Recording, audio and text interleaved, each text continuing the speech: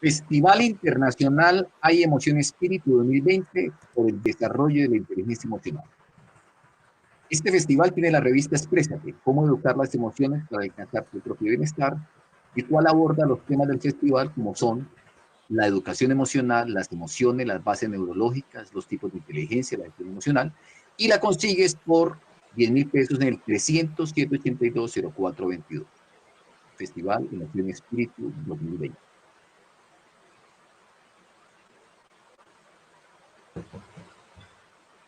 Hola, buenas tardes para todos.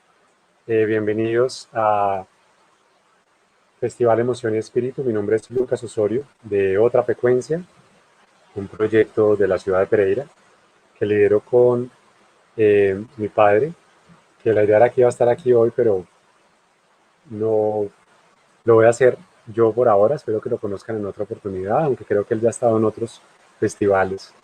Hoy quiero hablar de la respiración. Quiero hablar de cómo la respiración afecta nuestro desempeño físico, mental, emocional, más que todo enfocado a la parte emocional. Cómo a través de una función tan básica como nuestra respiración podemos mejorar nuestra vida, podemos mejorar nuestra resiliencia, que es básicamente la adaptabilidad al cambio, y cómo podemos a través de nuestra respiración tener una vida mejor. Entonces, primero, quiero poner sobre la mesa que normalmente cuando pensamos en nuestra salud, cuando pensamos en nuestro desempeño, la respiración es lo último en lo que pensamos. No está en nuestra lista de prioridades. Pensamos en la dieta, pensamos en el ejercicio, pensamos en la suplementación, pero casi nunca tenemos en cuenta nuestra respiración. Y claro, porque es una función muy básica, pero es básica pero vital. Y tiene el poder de afectar todas las otras funciones que pasan en nuestro cuerpo, y entre ellas nuestras emociones. Nosotros llevamos más de 3 años trabajando con personas con diferentes condiciones de ansiedad, pánico, estrés, depresión. Nos ha ido muy bien porque creo que cualquier profesional, eh, cualquier psiquiatra, cualquier psicólogo, lo último que quiere es medicar a su paciente. Y en muchas ocasiones la base de estos trastornos viene con una respiración disfuncional. O la respiración es la base o la respiración exacerba los síntomas. Y algo que tiene muy interesante la respiración es que tiene una influencia muy directa sobre el sistema nervioso. Creo que lo han tocado. De pronto, en la conferencia anterior hablaron de la coherencia cardíaca, de la variabilidad del ritmo cardíaco. Que la variabilidad del ritmo cardíaco básicamente habla de qué tanto nos afecta, qué tanto somos capaces de enfrentarnos al estrés. ¿Cuál es el balance que tenemos entre el sistema simpático y el sistema parasimpático? Que son el sistema de lucha o huida o el sistema de calma y digestión, rest and digest en inglés. Ese balance es muy importante. ¿Por qué? Porque nunca queremos estar en un estado completamente parasimpático de relajación, ni queremos estar en un estado completamente de alarma, que es el sistema simpático, porque lo que queremos es que nuestro cuerpo tenga la capacidad de adaptarse al entorno. Cualquier cosa que suceda. Entonces, el sistema parasimpático siempre está, digamos, funciona como un freno del sistema de alarma del cuerpo. Cuando aparece un estímulo, el sistema de alarma suelta el freno para que el cuerpo tenga la habilidad de reaccionar. Si el estímulo no representa ningún peligro real, el freno vuelve y se pone, y ambos sistemas están siempre latentes. Si aparece un estímulo, depende del sistema de alarma, y si aparece la necesidad de reaccionar, se dispara y nos permite reaccionar de la manera correcta para sobrevivir. Lo que pasa es que el ser humano se quedó con el acelerador encendido. No sabemos cuándo parar. No sabemos cuándo parar. Y una de las donde podemos observar este cambio que ha sufrido el ser humano a través de todos estos años es que hace 100 años las personas, lo normal que la ciencia médica percibía como normal, una frecuencia respiratoria normal, eran de 100, de 6 a 9 respiraciones por minuto en reposo. Hoy lo que la ciencia médica considera normal son 16. Entonces, eso puede habla muy claro de los niveles de estrés que han aumentado en nuestra sociedad. Hace 20 años lo normal eran 12. O sea que en solo 20 años ya ha aumentado el ritmo respiratorio considerado normal para un ser humano. Pero la hiperventilación que es básicamente respirar más de lo que el cuerpo necesita metabólicamente en el instante, es una de las grandes síntomas y bases de los problemas emocionales que tenemos como seres humanos. Entonces me gustaría mucho, para empezar, me gustaría que viéramos un poco la fisionomía de la respiración, cómo afecta el estrés nuestra respiración y cómo deberíamos respirar para evocar calma. Luego quiero hablarles un poco de la ciencia detrás de la respiración y la variabilidad de ritmo cardíaco. Y después, cómo la respiración está afectando nuestra ansiedad, nuestro estrés, cómo se expresan las personas con desórdenes de pánico, cómo a través de la respiración podemos tratar personas con problemas tan profundos como la depresión.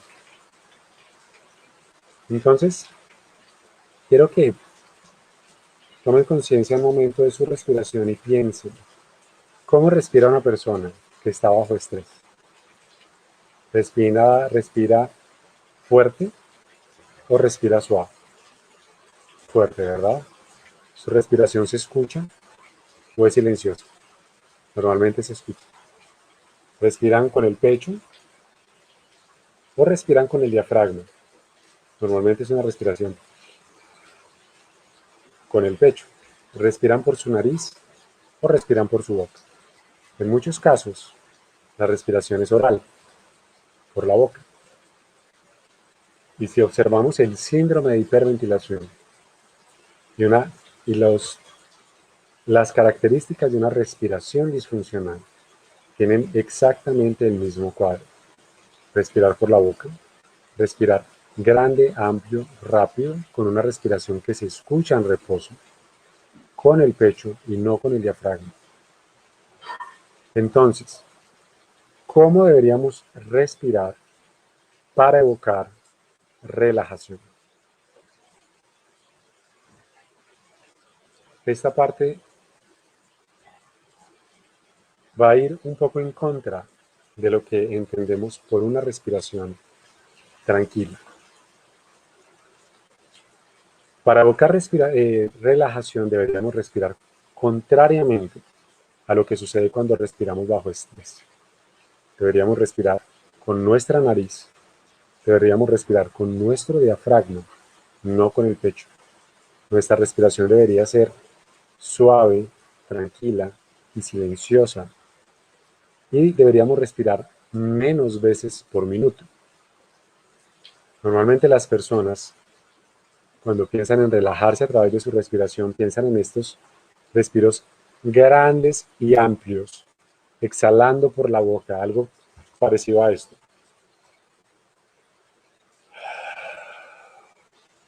¿Verdad?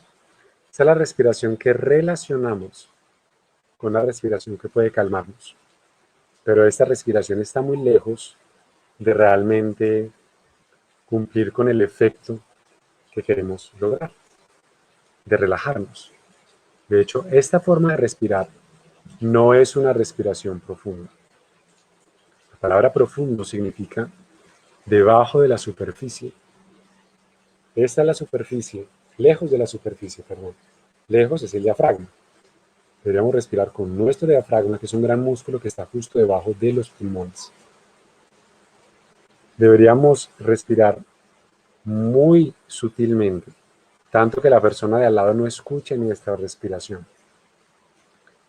¿Qué pasa en la biomecánica corporal cuando tomamos estas respiraciones grandes y superficiales, que no son profundas?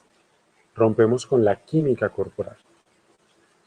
Cuando hablamos de la química corporal, de la respiración, la bioquímica, básicamente es el CO2, el dióxido de carbono. El dióxido de carbono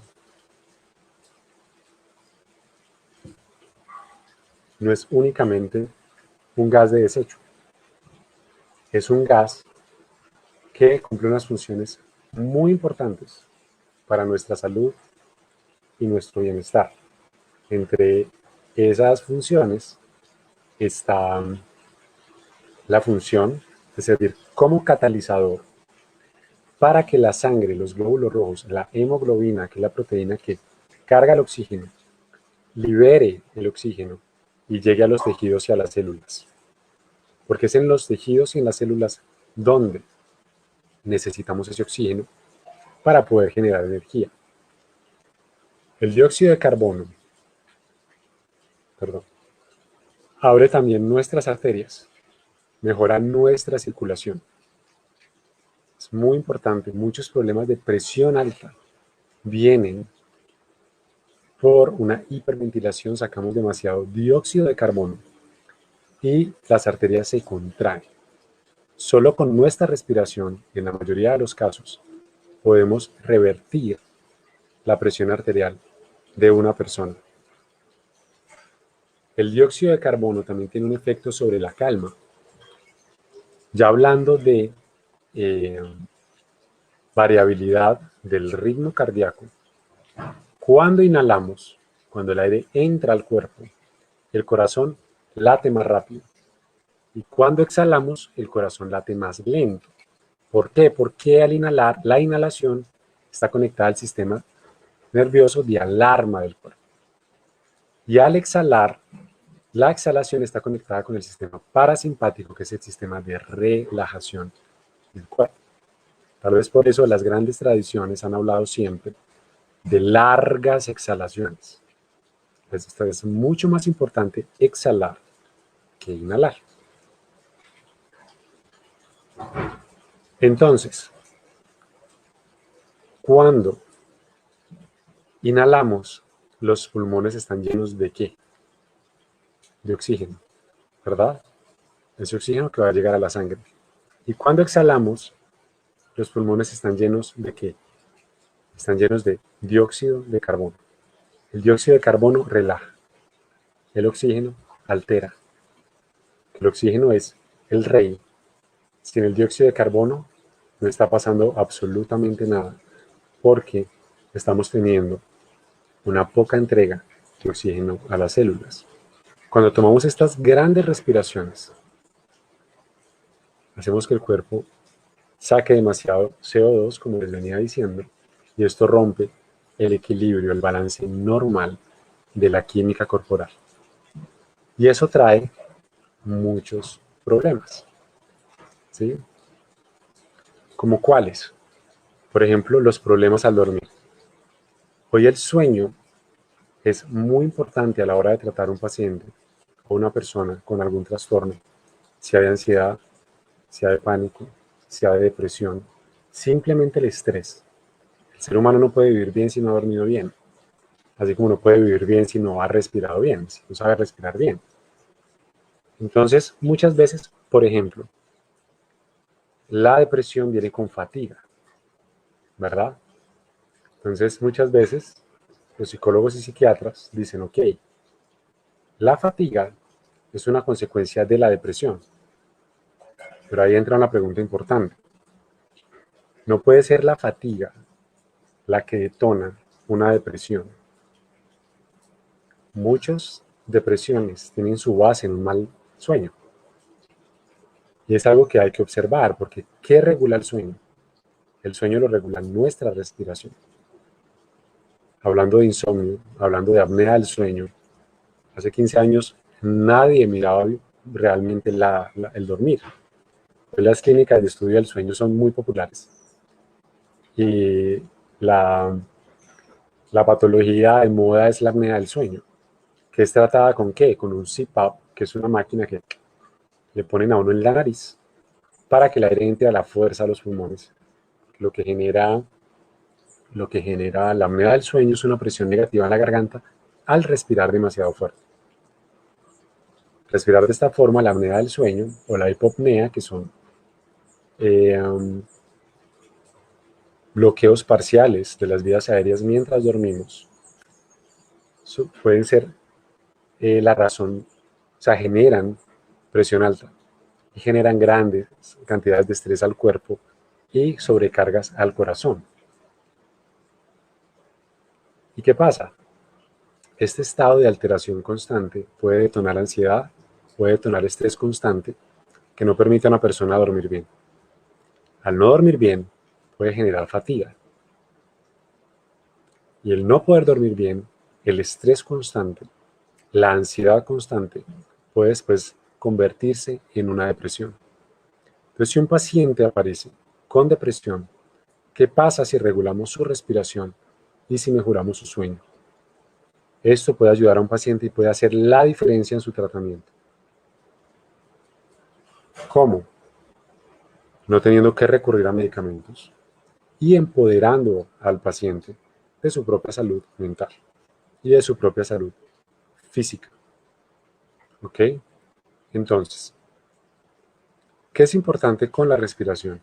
La respiración ha estado ahí por mucho tiempo. Con los pranayamas de la India, hay muchas escuelas que enseñan respiración, los fisioterapeutas también observan la biomecánica de la respiración. Pero resulta que los researchers, los investigadores, cuando observan la respiración, la observan desde 3 pilares. Uno es la parte biomecánica, el funcionamiento de los músculos, de la respiración, el movimiento.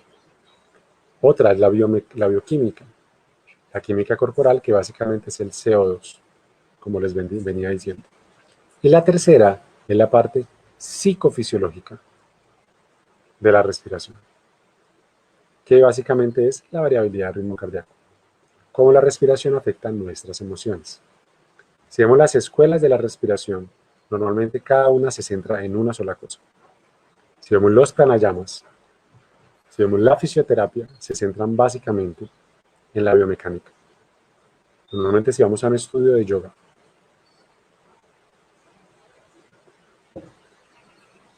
vamos a ver a los profesores haciendo que los estudiantes tomen estas grandes respiraciones, que respiren por su boca, que exhalen por su boca. Y ahí pueden estar olvidándose completamente de la parte bioquímica de la respiración, del CO2. Si ustedes van a donde otro instructor de otra técnica de respiración, por ejemplo la técnica buteico se centra únicamente en el CO2, la bioquímica. Y los que hacen neurofeedback o HeartMath se centran únicamente en la variabilidad de ritmo cardíaco. Pero uno no puede tener una respiración funcional si no tiene en cuenta las 3 dimensiones de la respiración: la biomecánica, la bioquímica y la psicofisiológica. En otra frecuencia vemos las 3 partes de la respiración, que tienen una influencia directa sobre el sistema nervioso y la forma en la que funciona realmente nuestro cuerpo. Está muy enfocada también en la parte bioquímica, porque es la parte más olvidada de la respiración, la más olvidada.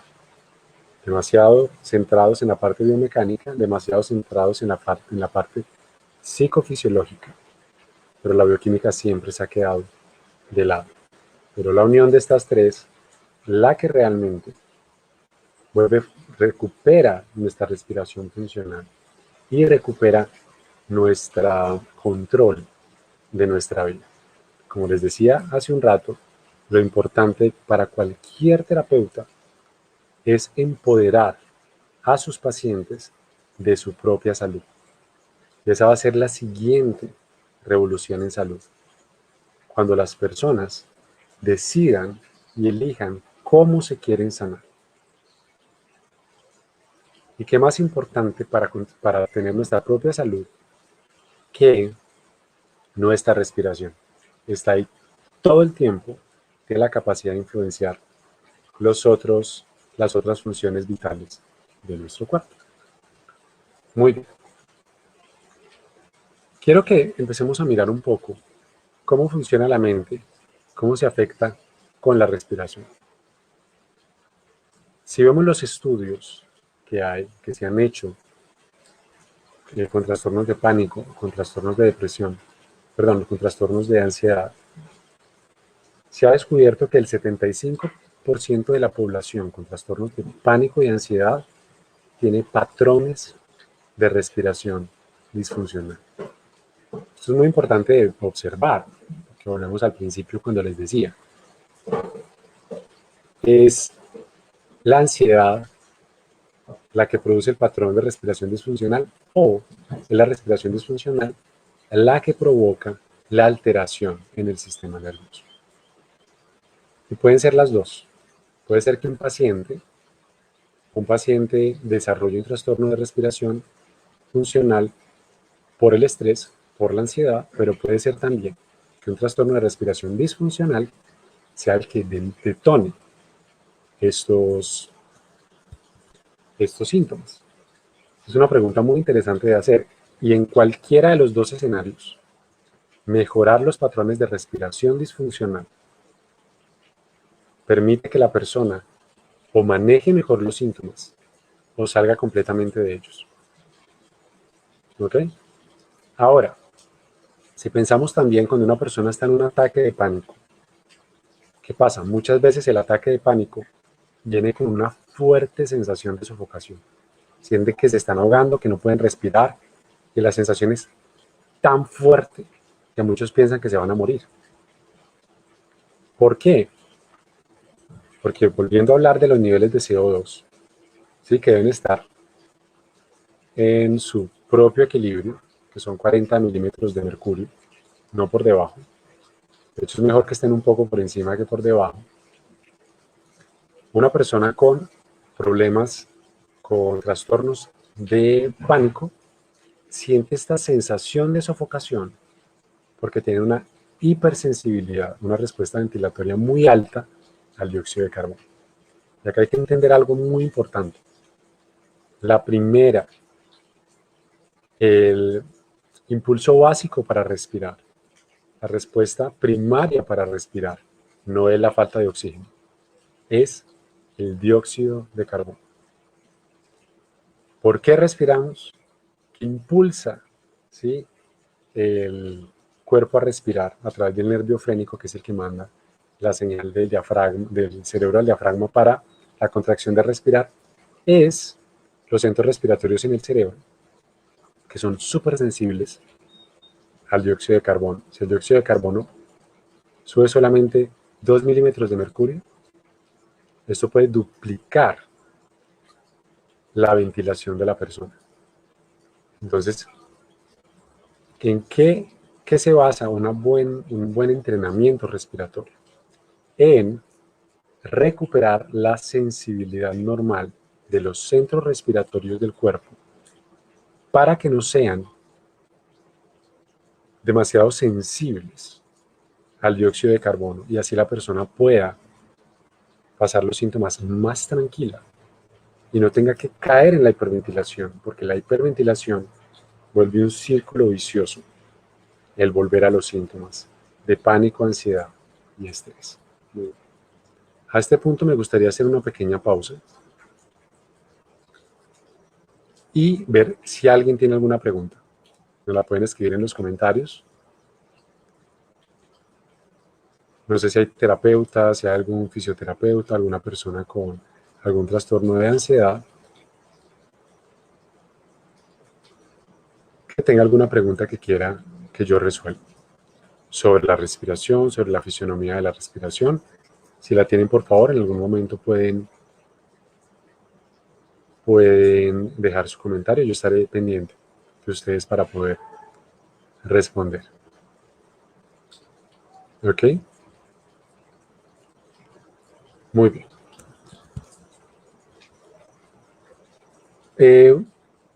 Volviendo a hablar de estos trastornos, ansiedad, pánico, depresión, una de las recomendaciones que hacen los terapeutas es que la persona haga ejercicio. Es sumamente importante hacer entrenamiento físico.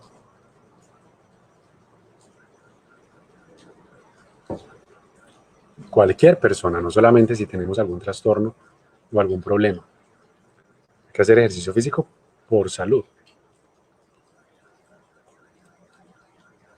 Pero el ejercicio físico no mejora la respiración. Eso está científicamente comprobado. Pueden correr una maratón, pero la respiración debe ser tratada y mejorada específicamente. Entonces, la instrucción de hacer ejercicio, sí, muy importante. Pero si no mejoramos la respiración de la persona, podemos estarle generando con el ejercicio una broncoconstricción.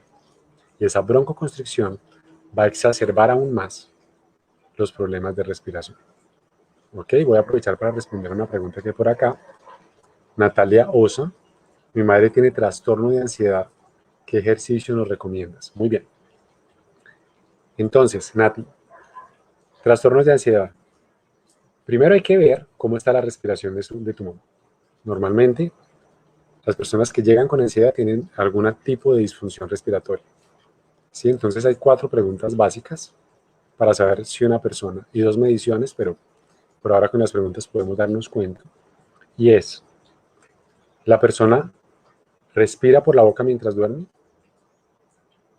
Si se levanta con la boca seca en las mañanas, es muy probable que duerma con la boca abierta. ¿Ronca? Si tu mamá siente manos o pies fríos, porque muchas veces la hiperventilación viene con problemas de presión alta. Y la presión alta reduce la circulación en las extremidades y puede producir frío. ¿Tu mamá bosteza regularmente durante el día? ¿O suspira frecuentemente, no por amor, sino que ya esté por ahí y tome como deliberada, como respiraciones grandes y profundas? Y tienes que ver, la idea es que respondas si es leve, si nunca, casi nunca, siempre o casi siempre, ¿sí? Para que nos diga el nivel. Eso ya nos puede decir si hay presencia de respiración disfuncional. Hay 2 mediciones que nos miden la hipersensibilidad al dióxido de carbono, se las explicaré un poco más adelante si tengo el tiempo. Y a partir de ese diagnóstico, para ver cómo tiene su respiración, la idea es que ella empiece a reducir su quimosensibilidad al dióxido de carbono. Bueno, entonces, ¿qué hacer cuando una persona entra en un estado de ansiedad o en un ataque de pánico? Como la mayoría de personas no sabemos realmente cómo funciona el estrés, la ansiedad y la depresión, ¿cierto? Y es un trastorno en el sistema nervioso. Lo peor que podemos hacer es empezar a decirle a una persona que se tranquilice, porque la persona está fuera de control, el sistema nervioso está fuera de control. Entonces lo que hay que hacer es empezar a dirigirle su respiración. Un ejercicio de emergencia que es muy básico y muy simple y funciona muy bien. No siempre hay personas que los ataques son demasiado fuertes, pero generalmente funciona muy bien. Es tomar una inhalación normal, una exhalación normal, pinchar la nariz y retener el aire de 2 a 5 segundos. Depende del estado de hiperventilación en el que esté la persona. ¿Sí? Entonces la persona está en un ataque de ansiedad demasiado fuerte, retiene, tú le cuentas 2, 1, ella libera su nariz, respira normalmente por 10 segundos y vuelve a retener después de la exhalación, después de que el aire sale normalmente, pincha su nariz, 1, 2, suelta. Cuando la persona se empieza a calmar, empezamos a aumentar el conteo de la apnea, de la retención. Entonces pasamos de 2 a 3, después a 4 y después a 5.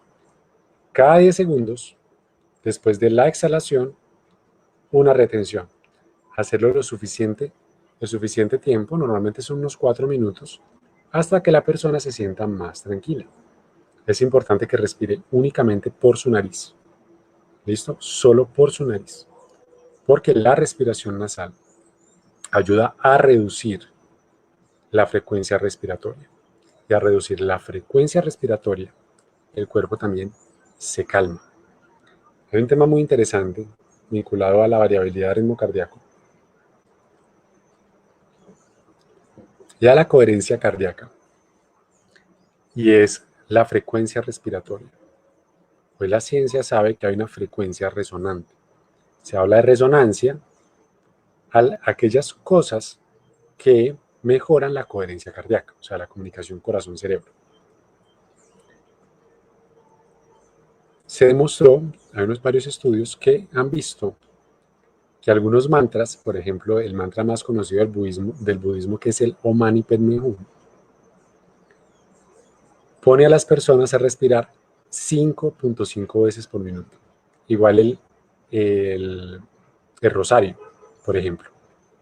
Todos estos mantras tienen más que ver con la respiración que con un tema religioso, por ejemplo.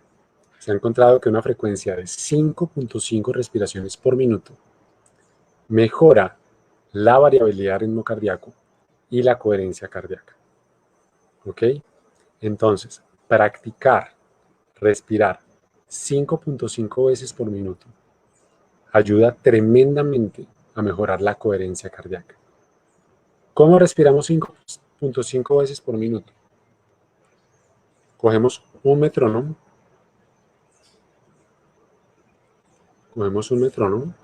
La aplicación que yo uso, ya se las voy a mostrar, se llama Metronome Beats. ¿Sí? Es Metronome Beats. No sé si la pueden ver ahí. Ok, bueno. No sé si la puedo dejar en un comentario acá. Si puedo responder los comentarios. Ok, bueno. Cualquier metrónomo, el metrónomo es lo que usan los músicos para seguir el ritmo. O sea, ¿verdad? Bueno, lo voy a poner acá. No sé si lo escuchan. ¿Sí? Y lo ponemos aquí. Bueno, ahí hay un 60, que son 60 bits por minuto. Lo ponemos en 55 bits por minuto. ¿Sí? 55 bits por minuto. Y siguiendo el ritmo, inhalamos en 2, 3, 4, 5. Exhalamos 2, 3, 4, 5. Inhalamos 2, 3, 4, 5. Exhalan 2, 3, 4, 5. Esa es una respiración de frecuencia. Permite regular el sistema nervioso, mejorar la resiliencia del cuerpo y si una persona tiene trastornos de ansiedad, como la mamá de Natalia, hacer 4 minutos de esta respiración, 5 minutos, 10 minutos, lo que quiera, es muy, muy beneficioso. Hay otras formas del ritmo de esta respiración que se pueden usar, que también son muy beneficiosas. Por ejemplo, inhalar en 4 y exhalar en 6, haciendo la exhalación levemente más larga también, porque al exhalar más, como les contaba ahora, podemos tener una respuesta parasimpática de relajación más fuerte. ¿Okay? Entonces, el tratamiento de respiración para personas con ansiedad, con pánico, con depresión es altamente efectivo. Ahora, en América Latina, en los países de habla hispana, la respiración es muy nueva. Lastimosamente no se conoce mucho, no se usa mucho. Y creo que hay una gran oportunidad ahí para empezar a tratar a las personas que padecen estos trastornos. Okay. Muy bien. También me gustaría mucho ver el tema de la nariz. ¿Por qué la nariz es tan importante para respirar? ¿Y por qué deberíamos respirar por nuestra boca las mismas veces que respiramos por nuestra nariz. Es decir, nunca. Obviamente yo ahora mientras hablamos hay que respirar por la boca. Pero permitirle a una persona reentrenarla para que respire únicamente por su nariz puede ayudarla mucho para regular su sueño y para regular cualquier trastorno emocional.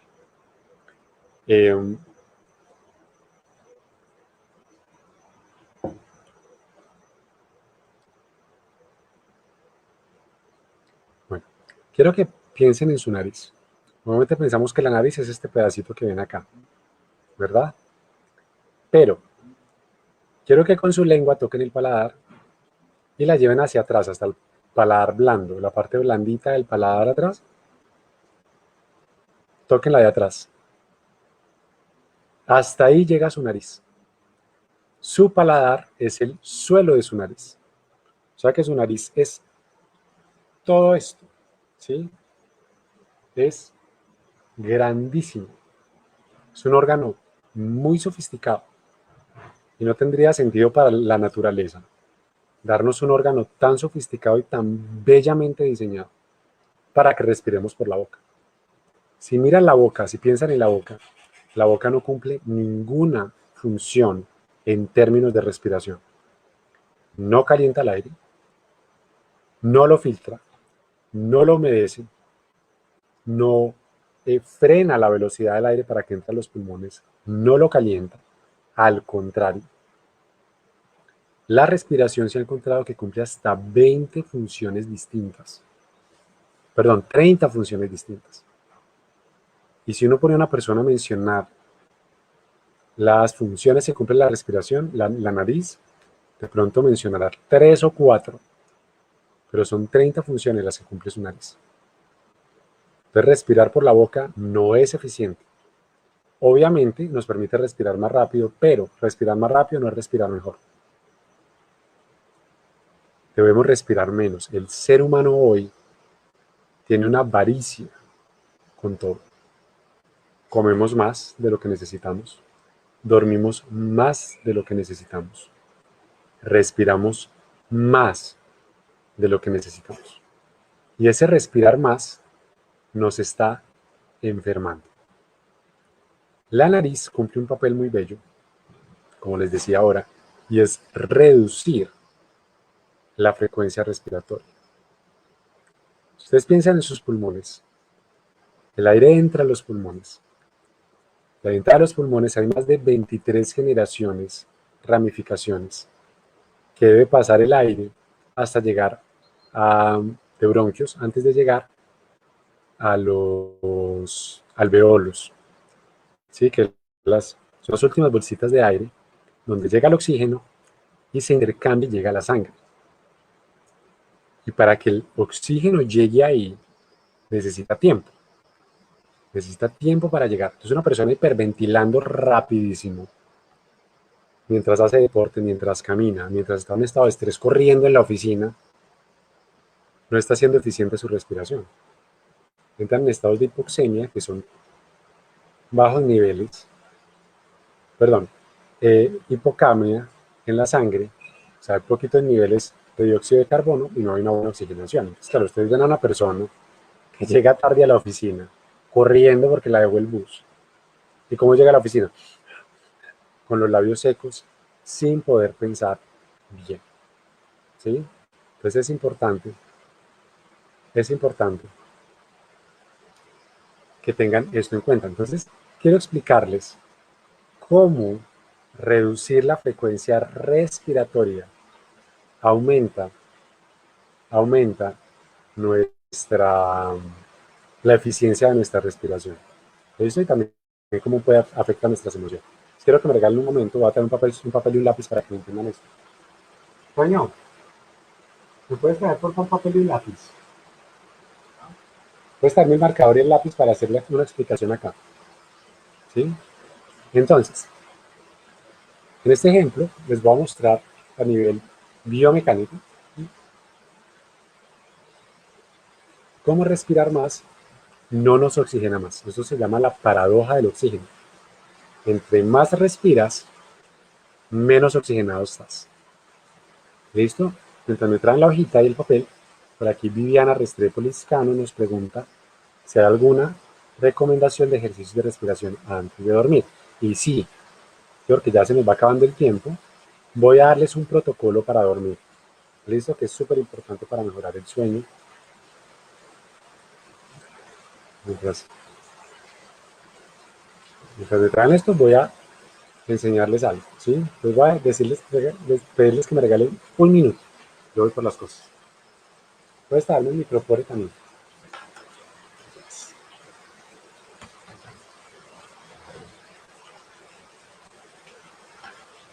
Ok.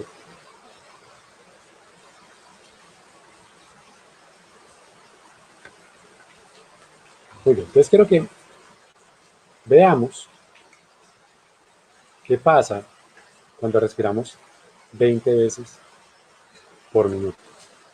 ¿Listo? Un segundo.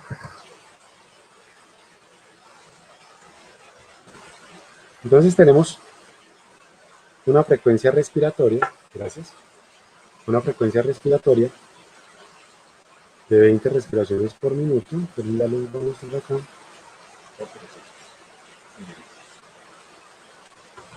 ¿Listo? Entonces, si ven acá, espero que me estén viendo bien, tenemos una frecuencia de 20 respiraciones por minuto acá por 300 mililitros, que es más o menos entre 300 y 500 mililitros. Respira una persona con esta frecuencia respiratoria. ¿Sí? Vamos a hacer la multiplicación. 300 por 20 nos da 6 litros. ¿Listo? Entonces tenemos 6 litros estamos respirando. ¿Ok? Pero resulta, eso es lo que entra al cuerpo. Pero si hablamos en términos de ventilación alveolar, o sea, cuánto de ese aire llega realmente a la sangre, donde puede ser intercambiada por oxígeno, cuando respiramos 150 mililitros de estos 300 se quedan en espacio muerto. ¿Qué es espacio muerto? La tráquea, las vías aéreas altas, los bronquios, los bronquiolos, y nunca llegan a los alveolos. ¿Ok? Entonces, si cogemos esta frecuencia respiratoria, 20 por 300 mililitros menos 150 que se quedan en espacio muerto, ¿listo? ¿Sí lo ven ahí? Eso nos da, entonces, un segundo, 300 menos 150 que se quedan en espacio muerto, nos dan 150. ¿Listo? Por 20, eso nos da 3 litros. ¿Sí? Pues imagínate, estás respirando 6 litros por acá, pero si hiperventilas, solamente 3 litros están realmente siendo intercambiados en los pulmones hacia la sangre, y solamente esos 3 litros pueden ser convertidos en energía. ¿Ok? Ahora, ¿qué pasa si reducimos la frecuencia respiratoria? Pues digamos que de 12 pasamos a, digamos, 10. ¿Listo? 10 respiraciones por minuto por 500, porque cuando respiramos menos, aumenta la cantidad de aire que ventilamos por minuto. ¿Sí?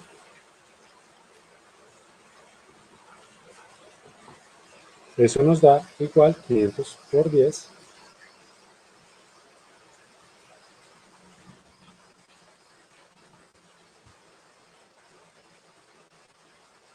Nos da 5 litros. Bueno, estoy haciendo aquí en este ejercicio. ¿Sí?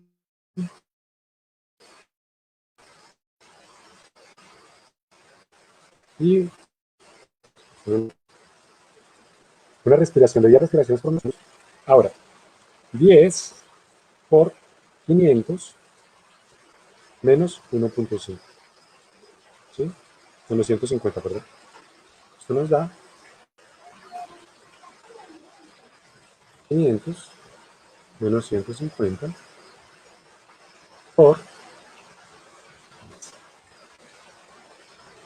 nos da 3.5 litros, aunque en la realidad, cuando respiramos menos, los mililitros aumentan, ¿sí? Esto pueden ser 800, incluso 1000 mililitros, o sea, 1 litro por minuto. Pero aquí el resultado nos da 3.5 litros, ¿sí? 3.5 litros. Menos respiraciones, mayor cantidad de aire es intercambiada en los pulmones y eso hace más eficiente la respiración. Esto fue resultado de un experimento que hicieron con alpinistas. Le dieron un grupo de 29, creo, no, 39 personas entre los 22 y los 62 años, si no estoy mal, 60 años, y les midieron su saturación de oxígeno con un pulso oxímetro en, al nivel del mar. Y después los llevaron a gran altura es por encima de los 4000 metros, y los pusieron a respirar espontáneamente. Y llegaban a un estado de hipoxia moderada de 81% de saturación de oxígeno. Recuerden, la saturación normal está entre 95 y 99%. O sea que un estado de un 80% de saturación es un estado de hipoxemia. ¿Listo? Cuando redujeron la frecuencia respiratoria a 6 veces por minuto, el SpO2, que es la saturación de oxígeno, subió de 81 a 89% en promedio. Esto es muy alto y puede hacer la diferencia en la oxigenación del cuerpo, la oxigenación del cerebro. Además, todos los efectos que tiene el dióxido de carbono en la sangre, que es abrir las arterias y mejorar nuestra salud en general. Entonces ya nos queda muy poquito tiempo y quisiera darles un protocolo para dormir. Hay un protocolo de higiene del sueño que se usa normalmente, que es la luz azul, no ver pantallas o usar gafas o aplicaciones que reducen la luz azul en nuestros dispositivos, computador, celular, televisor. Lo ideal es no ver ninguna pantalla, por lo menos 1 hora antes de dormir, que la pieza esté bien oscura, que haya una buena temperatura, en fin. Pero hay algo que falta, porque el elefante en la habitación, cuando hay problemas para dormir, es la respiración. Lo primero que tenemos que hacer para dormir es asegurarnos de entrar en estado parasimpático, es decir, en estado de relajación. Porque si vamos con estrés, si vamos con ansiedad a la cama, eso tiene mucha base en el insomnio, por ejemplo. Las personas con insomnio es porque no son capaces de apagarse. Hay que apagarnos. ¿Ok? Entonces, por ejemplo, esta respiración resonante que les acabo de dar, sentarnos y por 10 minutos, 5 minutos, poner un metrónomo y tener esta frecuencia de resonancia en nuestra respiración nos va a ayudar a apagar la mente. Otra, el ejercicio de 5 segundos, de 2 a 5 segundos, que les di, si se puede hacer por 4 minutos, también permite que el sistema simpático se calme y entrar en un estado más parasimpático. ¿Ok? Otra cosa muy importante y clave, pueden hacer todos los ejercicios de respiración que quieran. Si no hacen esto, no están haciendo absolutamente nada. Esto es un micropore. Lo pueden conseguir en cualquier droguería. ¿Sí? Esto, ¿qué hacemos con el micropore para dormir? Ya les vamos.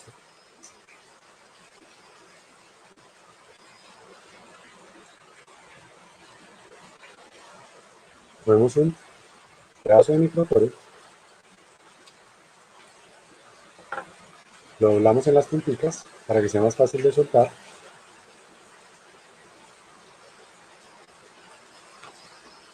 ¿Y qué van a hacer antes de dormir? Producen los labios.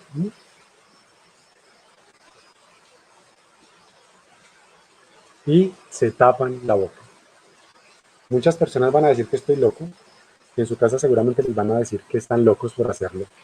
Pero al taparnos la boca al dormir, nos obligamos a respirar por la nariz. Y una respiración nasal mientras dormimos es indispensable para un buen dormir.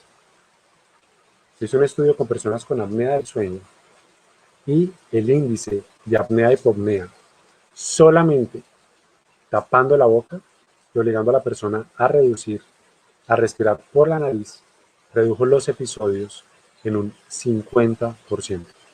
Eso es gigante.